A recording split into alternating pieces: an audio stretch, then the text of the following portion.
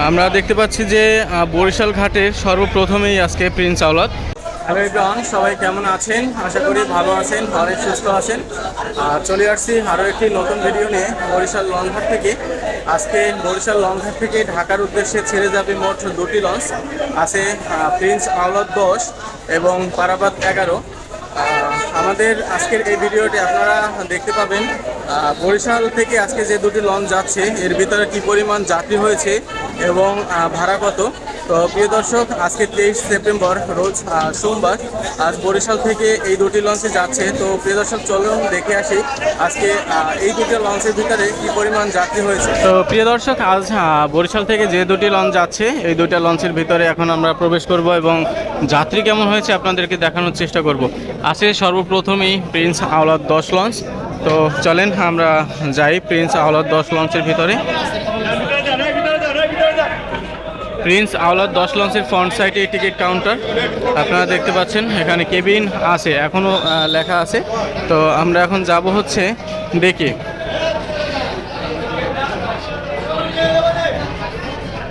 চলে যাচ্ছি ডেকের ভিতরে। আজকে বরিশাল ঘাট থেকে প্রিন্স আওলাদ 10 লঞ্চে মোটামুটি যাত্রীর সংখ্যা ভালোই হয়েছে। আমরা দেখতে পাচ্ছি যে বরিশাল ঘাটের সর্বপ্রথমেই আজকে প্রিন্স আওলাদ, এরপরে আছে পারাবাত 11।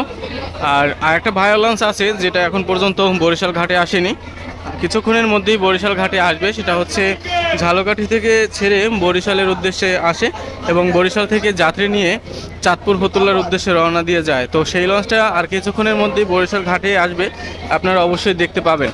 আর আজকে প্রিন্স আওলাদ 10 লঞ্চের অবস্থা দেখতেই পাচ্ছেন, মোটামুটি অনেক ভালো যাত্রী আছে।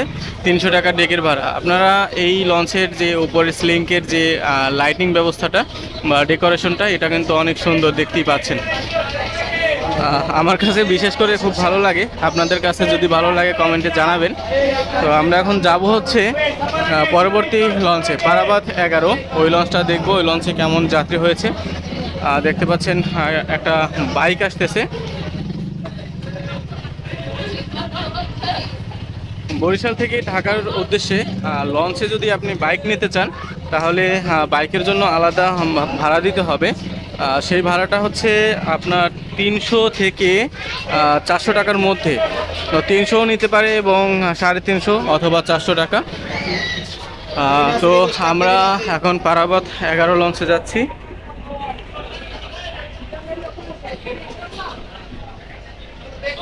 এটা হচ্ছে দ্বিতীয় তলায় ওঠার জন্য প্রথম শ্রেণীর সিঁড়ি, যেটা দিয়ে আসলে আপনি কেবিনে যেতে পারবেন। কেবিনে যারা যাবে তাদের জন্য। তো এখন যাচ্ছি হচ্ছে পারাবাত 11 লঞ্চের ভিতরে। দর্শক, আপনারা আমাদের ভিডিওটি যে যেখান থেকে দেখেন একটু কমেন্টে জানাবেন, আর ভিডিওটি ভালো লাগলে একটি লাইক করে দিবেন।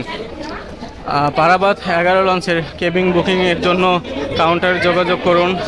কোনো যাত্রী কাউন্টার ব্যতীত কেবিন নিয়ে প্রতারিত হলে লঞ্চ কর্তৃপক্ষ দায়ী থাকবে না, এটা আসলে এখানে দেয়া আছে। পারাবাত 11 লঞ্চের নাম্বার দেওয়া আছে, আপনারা চাইলে স্ক্রিনশট দিয়ে রাখতে পারেন।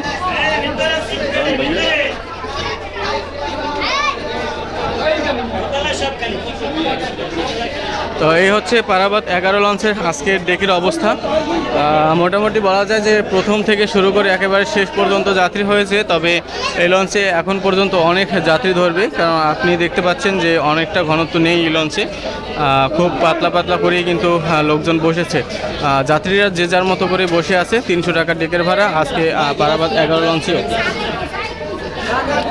আমরা এখন হচ্ছে ভায়া লঞ্চটা আসছে সেটা দেখব। পারাবাত 11 লঞ্চের দ্বিতীয় তলায় ফ্রন্ট সাইডে আমরা এখন বর্তমানে অবস্থান করতেছি। এখান থেকে আমরা দেখব যে আজকে চাঁদপুর ফতুল্লার উদ্দেশ্যে যে যাত্রীগুলো যাবে তারা কিন্তু এখানে সংঘবদ্ধ হয়ে দাঁড়িয়ে আছে। এখানে কিন্তু তাদের টিকিট কাউন্টারও আছে একটি, আমি একটু জুম করে আপনাদেরকে দেখাচ্ছি। এটা হচ্ছে টিকিট কাউন্টার। আজকে বরিশাল থেকে যে লঞ্চটি চাঁদপুর যাবে, ফারহান মেবি, তো ফারহান কিন্তু অলরেডি অনেকটা কাছাকাছি চলে আসছে, দেখতেই পাচ্ছেন। এখন এখানে ঘাট করবে বরিশাল ঘাটেই। তো দেখতে পাচ্ছেন পল্টন নাম্বার টিপি এখানে দেয়া আছে 161। তো এখানে কিন্তু ঘাট করবে, এখান থেকে যাত্রীরা লঞ্চে উঠবে। ঝালকাঠি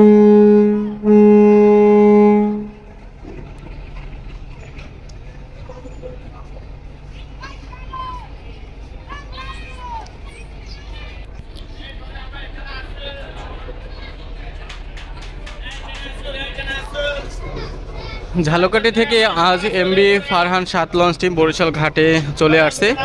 এখন এখানে ঘাট করবে এবং যাত্রী যারা দাঁড়িয়ে আছে তারা কিন্তু লঞ্চে উঠবে, লঞ্চে প্রবেশ করবে এবং এখানে 15 থেকে 20 মিনিট তারা অপেক্ষা করবে আরও কিছু যাত্রীর জন্য। এরপরে কিন্তু লঞ্চটা বরিশাল থেকে চাঁদপুরের উদ্দেশ্যে রওনা দিয়ে যাবে।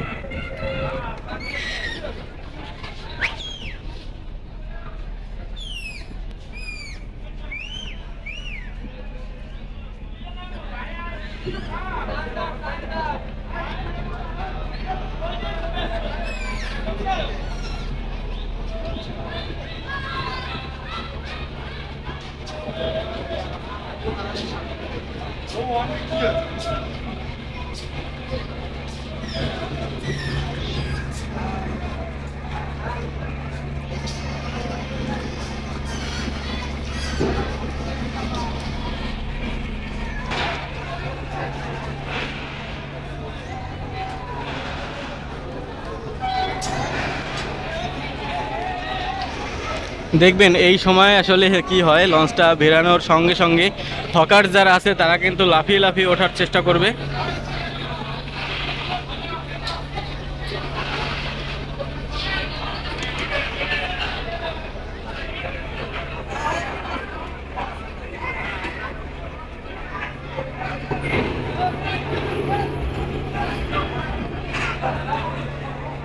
আমরা দেখতে পাচ্ছি যাত্রীর আগেই কিন্তু হকার্স, একজন অলরেডি পানি নিয়ে উঠে গেল, দ্বিতীয়জন উঠলো।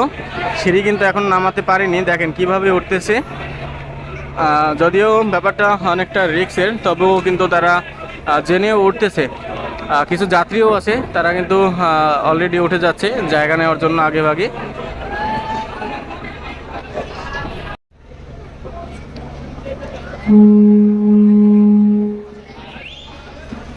তো লঞ্চটা বরিশাল ঘাটে ঘাট করার সঙ্গে সঙ্গে যাত্রী এবং হকার্স যারা আছে তারা কিন্তু উঠে যাচ্ছে। যাত্রী থেকে যাবে, হকার্স কিন্তু কিছুক্ষণ পরে নেমে যাবে এবং এইখান থেকে বরিশাল থেকে চাঁদপুর ফতুল্লার উদ্দেশ্যে এবং সর্বশেষ ঢাকার উদ্দেশ্যে এমবি ফারহান লঞ্চটি ছেড়ে যাবে। প্রিয় দর্শক, এভাবে আমাদের চ্যানেলের প্রতিনিয়ত ভিডিও প্রকাশ করা হয়। আপনারা প্রতিদিন আপডেট পেতে আমাদের চ্যানেলটি সাবস্ক্রাইব করতে পারেন এবং যারা পেজ থেকে দেখেন আমাদের পেজটি ফলো করে দিবেন। পেজের লিঙ্ক আমাদের চ্যানেলে দেয়া আছে।